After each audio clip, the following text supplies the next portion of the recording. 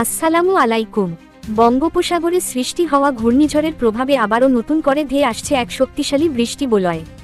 এই বৃষ্টি বলয়টি আগামী কয়েকদিনের মধ্যে বাংলাদেশ এবং পশ্চিমবঙ্গের ওপর সরাসরি প্রভাব ফেলতে পারে বলে জানিয়েছে আবহাওয়া অধিদপ্তর।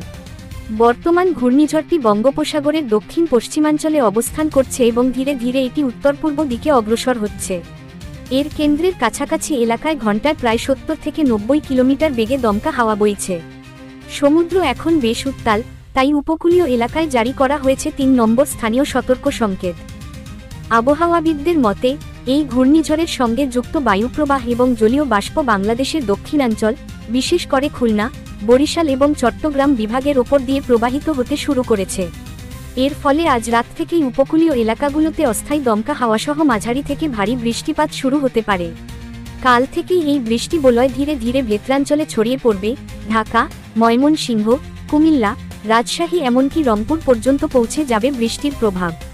অন্যদিকে পশ্চিমবঙ্গের দিকেও এই সিস্টেমের প্রভাব পড়বে। কলকাতা, 2 24 পরগনা, হাওড়া, হুগলি, মেদিনীপুর সহ দক্ষিণবঙ্গের জেলাগুলোতে ভারী থেকে অতি ভারী বৃষ্টি হতে পারে। পশ্চিমবঙ্গের আবহাওয়া দপ্তর জানিয়েছে, আগামী 48 ঘণ্টা সেখানে বজ্রঝড়, দমকা হাওয়া এবং স্থানীয় বন্যার আশঙ্কা রয়েছে। এদিকে বাংলাদেশের নদীবন্দর ও উপকূলীয় এলাকায় ছোট নৌকা ও ট্রলারগুলোকে পরবর্তী নির্দেশ না দেওয়া পর্যন্ত গভীর সাগরে না যেতে বলা হয়েছে। সমুদ্রের ঢেউ উচ্চতা বাড়তে পারে, তাই উপকূলের নিম্নাঞ্চল সাময়িকভাবে জলোচ্ছ্বাসের শিকার হতে পারে। ঘূর্ণিঝড়টির শক্তি কিছুটা কমে এলেও এটি যে বিপুল পরিমাণ জলীয় বাষ্প বয়ে এনেছে, তা থেকেই তৈরি হচ্ছে এই বিশাল বৃষ্টি বলয়। আগামী 3 থেকে 5 দিন পর্যন্ত সারা দেশেই ছিটেফোঁটা থেকে মাঝারি বৃষ্টি চলতে পারে। বিশেষ করে উপকূলবর্তী জেলাগুলোতে ভারী বৃষ্টির সঙ্গে বজ্রপাত এবং হালকা শিলাবৃষ্টির সম্ভাবনাও রয়েছে। এই সময় কৃষকদের জন্য বিশেষ সতর্কবার্তা দিয়েছে আবহাওয়া অধিদপ্তর। ধান ও সবজি ক্ষেতগুলো ঢেকে রাখা এবং পশুপাখিদের নিরাপদ জায়গায় সরিয়ে নেওয়ার পরামর্শ দেওয়া হয়েছে।